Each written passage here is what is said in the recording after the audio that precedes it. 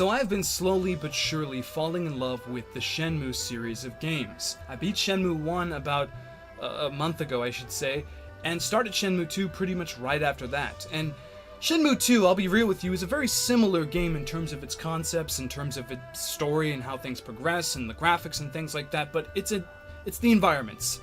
It's the environments that set this game apart from its predecessor, and set it apart from pretty much anything that was releasing around that 5-year window that game was out, because I have never felt believability in a world, in an environment, the way I have with Shenmue. This Wan Chai area, this bustling market, this place, it's just filled with NPCs, it's filled with storefronts, incredible soundtracks here and there. Every single quarter you go to, it just has a different soundtrack. Every store you walk into has a different soundtrack, and it's honestly incredible.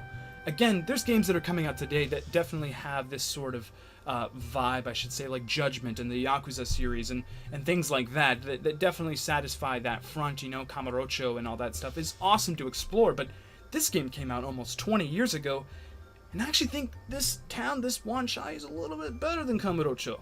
I'm not gonna lie, it's just incredibly believable because of just how much you're there, how tightly wound these streets are, and again, the music is incredible. As of late, and the point of this video is basically I have been living in Shenmue 2. Now I know what you're thinking, how do you live in a game, or why would you want to?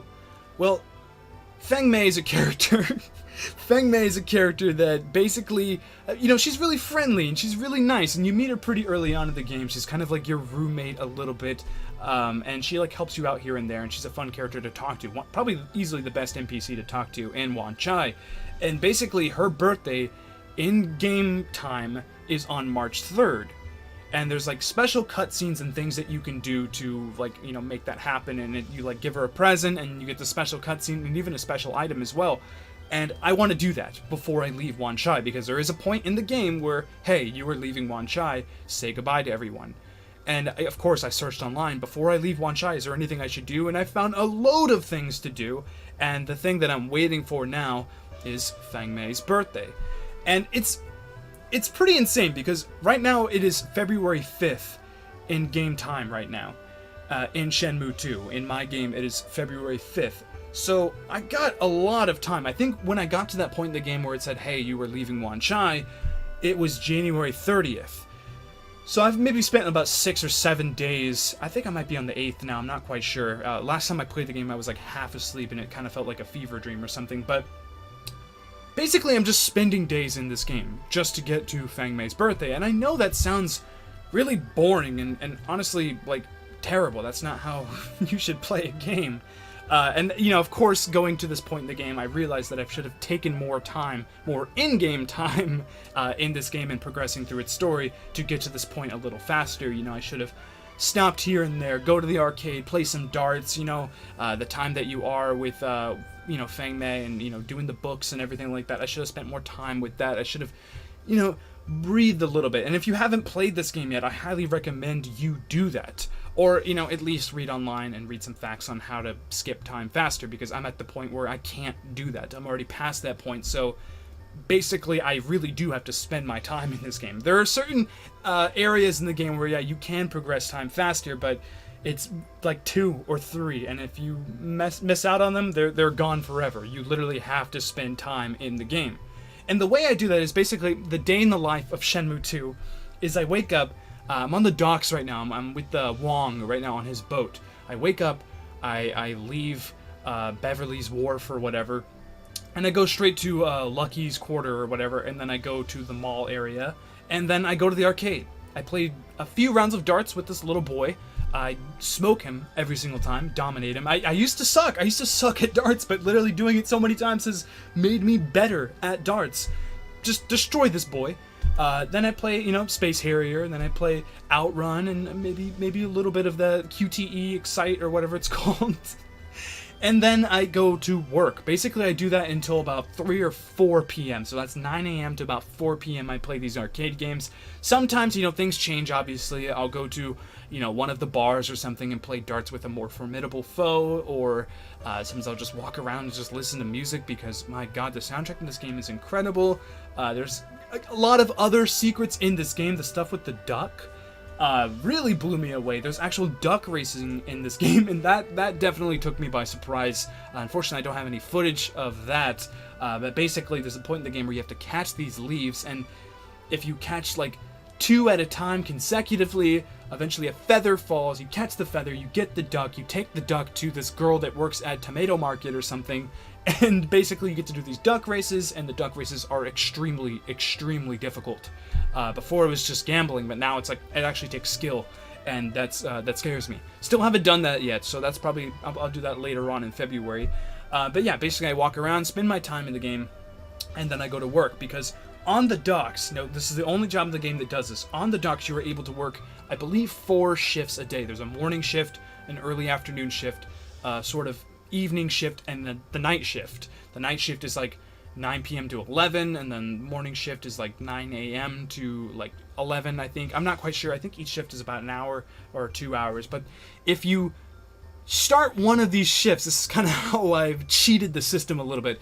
If you start one of these shifts like a little after the previous shift ended, you were able to skip to the next shift, basically. And basically, I'm able to skip to the night shift. I believe I start the shift around like 4, and it just jumps me to 9 p.m. So that way I only have to work 1 shift. Before I was working like 3 shifts a day, and it started getting really stressful, really boring, and I just wasn't digging it anymore. So I decided, you know what, I'm able to skip this time, I'll do it.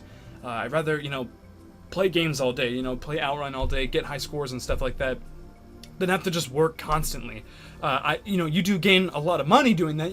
I gain about $60 every single shift. You work 4 shifts a day, you got yourself a pretty penny. But basically, I work that night shift, then the night shift ends. It's about 10, almost 11 o'clock, or maybe almost midnight actually. Walk home, go to sleep, repeat.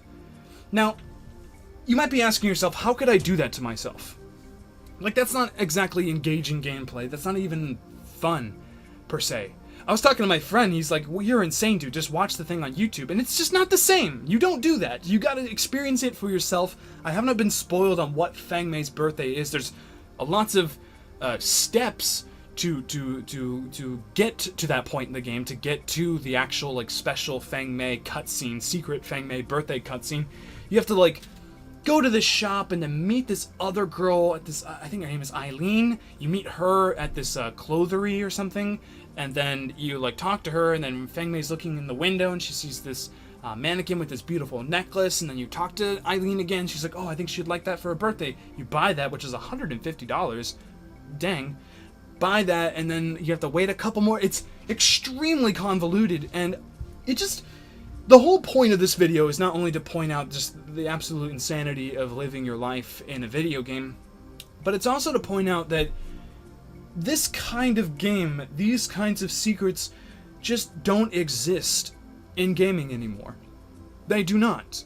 Not really in any way, shape, or form. Now, you can absolutely correct me if I'm wrong. I'm sure the Yakuza series has some stuff. I'm sure Judgment, which came out recently, has similar things like this, and those games definitely kind of carry the torch in terms of like how the story is presented and how believable its world is. Kamurocho is fantastic. That is a fantastic example of just beautiful environments that feel like home, that feel like living in them, and definitely, tip my hat off to that series of games.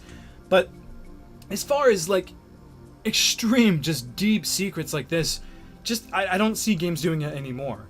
The duck racing is what really surprised me, because that's like a huge gameplay segment that otherwise would have been missed. I would have not realized that this is a possibility. Even if I got the feather, even if for some reason I catch 2 leaves consecutively, which isn't exactly easy to do, catch double leaves 2 times, and a feather came down, and whoa, I catch the feather, I have the duck, I wouldn't even know what to do with that, because in order to do that, the duck races, you have to do the sort of fighting club thing back in the mall area. Go upstairs, you gotta beat Eileen, and you gotta beat the other girl, the Tomato Market girl, which is extremely difficult, by the way, probably the hardest fights in the game. it's just like, it's insane how many variations you have to do just to get to this one thing, and how many things. And again, I know it sounds frustrating and actually idiotic, but it's just extremely well integrated in the game itself. Now, obviously, it could be way, more integrated, and they could point you in the right direction and things like that, but I kind of like that they don't. Now that Shenmue 3 is coming out, I'm a little bit scared that those kinds of things aren't going to exactly make the cut. I'm sorry if you hear a dog barking. Neighbors are a little crazy. I don't know. Like, will that kind of gameplay be there? Will we see those kinds of big, game-changing secrets, like a Fangmei's birthday, or like a duck race, or like a tournament, those kinds of things. And there's so many other little things too. There's like secret areas where you can find crazy, like awesome toys that you can sell to the pawn shop. And I love Shenmue 2 because I've spent that time in it, because I've sunk in those hours, and it makes me realize, of course today that's insane. People don't play games like that, but back then, when you're a kid, in 98 or 99 and, early 2000s, you don't have an expendable wallet, you don't have expendable dollars where, you can shell out and you buy 4 or 5 games a month or something like that. I'm not saying I do that, but there's a majority of people that do, gamers that do, that get tired of games very quickly and jump onto the next big thing. Back then, things weren't like that. That's not how you played games. You sunk hours into a game. Final Fantasy VII, I'd probably put 150 hours in that game. And, like, the actual story is not even that long. I mean, it's long, but it's not that long. Silent Hill, Metal Gear, like, those games, I just sunk hours because I'd literally just walk around. Just walk around the world. And just explore these environments. Silent Hill is probably not the best example of that. A Bug's Life on PS1. Like, that's a game where I'd literally just walk around the levels.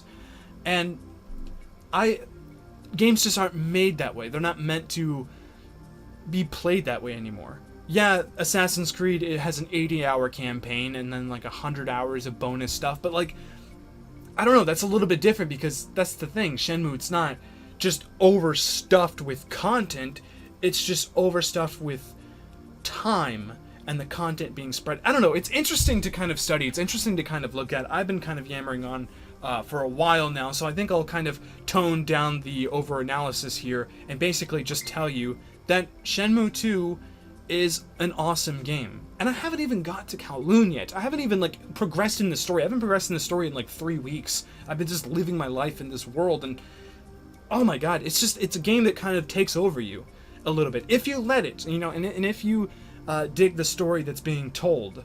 I definitely want to talk more about Shenmue as a whole. Once when I beat Shenmue 2, I plan on doing sort of like a retrospect style video where I talk about the story so far and going into Shenmue 3 and sort of my predictions on that, because we haven't really got any story details regarding Shenmue 3 yet.